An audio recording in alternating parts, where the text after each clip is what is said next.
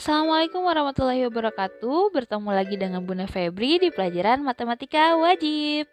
Oke, hari ini kita akan masuk ke subtopik perbandingan trigonometri sudut berelasi. Nah, di sini kalian bisa perhatikan ada koordinat kartesius ya. Nah, kita tahu kalau misalkan trigonometri itu berhubungan dengan lingkaran. Nah, kalian pasti ingat ya kalau satu putaran penuh itu ada 360 derajat. Nah, kita sudah mempelajari tentang sudut istimewa. Nah, sekarang kita akan lihat sudut-sudut yang lebih besar dari sudut istimewa. Nah, di sini ada batasan-batasan untuk sudutnya. Di sebelah kanan ada 0 derajat, kemudian ada 90 derajat, 180 derajat, 270 dan balik lagi ke 0 derajat atau 360 derajat. Nah, untuk pertama itu ada kuadran 1, sudutnya itu rentangan di 0 sampai 90 derajat.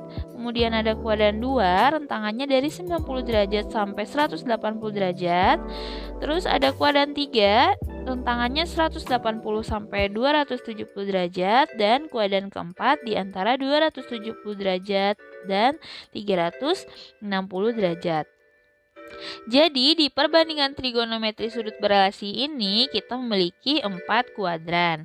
Nah, yuk sekarang kita bahas dulu untuk kuadran yang pertama.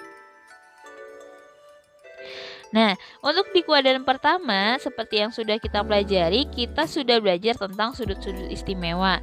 Nah, benar sekali, sudut-sudut istimewa itu berada di kuadran pertama atau kuadran 1. Nah, rentangannya itu di antara 0 sampai 90 derajat. Nah, di sini Bunda punya suatu garis dan membentuk suatu sudut, namanya sudut alfa. Bunda kasih garis bantu ya, biar jadi segitiga siku-siku di sininya. Kemudian Bunda kasih nama yang sisi yang datarnya itu adalah X panjangnya, kemudian yang vertikalnya itu panjangnya Y. Nah, sedangkan yang miringnya itu Bunda kasih namanya R. Nah, kita udah tahu ya kalau misalkan sin alfa berarti itu demi, berarti Y per R.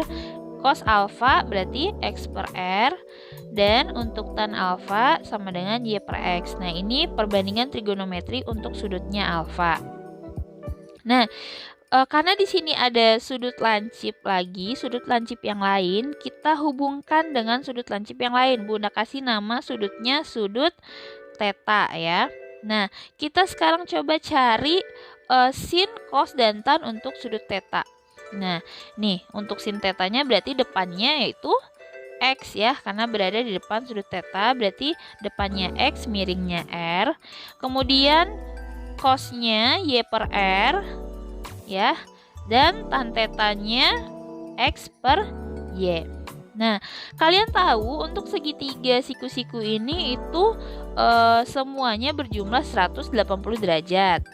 Nah, kita tahu nih kalau siku-siku sudutnya 90, berarti sisanya tinggal 90 derajat lagi kan? Nah, yang 90 derajat ini itu dihasilkan dari penjumlahan theta dan alfa. Jadi kalau theta dan alfa dijumlahkan itu hasilnya 90 derajat. Nah, kita cari hubungan antara theta dan alfa. Kita ubah bentuk theta sama dengan 90 derajat dikurang alfa. Sekarang kita bisa ganti bentuk sin theta yang di sini ya. Sin tetanya itu tetanya kita bisa ganti jadi 90 derajat dikurang alfa. Nah, jadinya seperti ini. Nah, tetanya kita ganti ya. Nah, terus untuk cos tetanya juga kita bisa ganti jadi cos dalam kurung 90 derajat dikurang alfa. Kemudian tan juga kita ganti jadi tan 90 derajat dikurang alfa.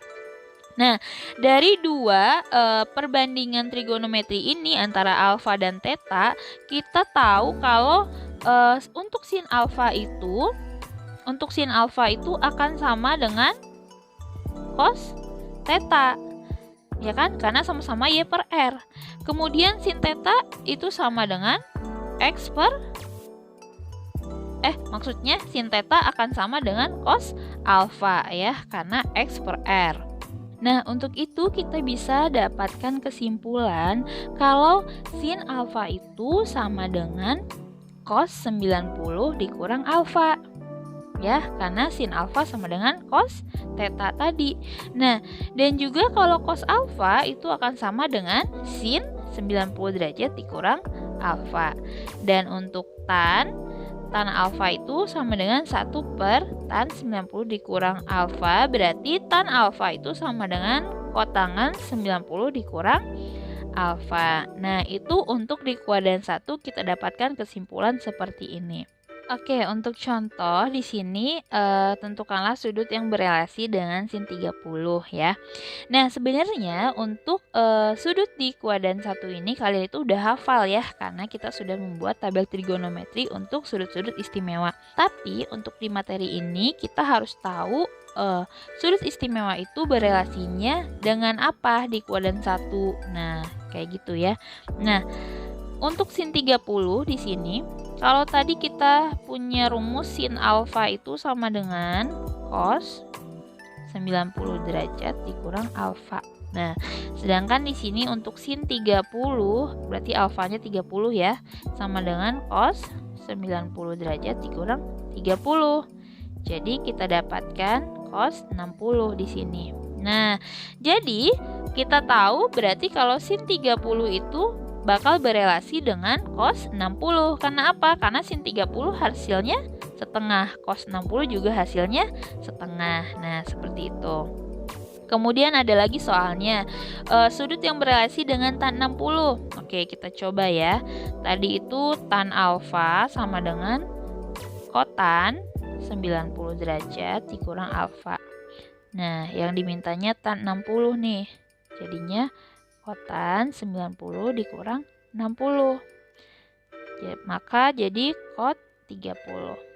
Nah, di sini kita ketahui berarti untuk tan 60 itu dia akan berelasi dengan kotangan 30. Jadi, kalau tan 60 hasilnya akar 3, berarti kotangan 30 pasti juga akar 3. Nah, seperti itu ya.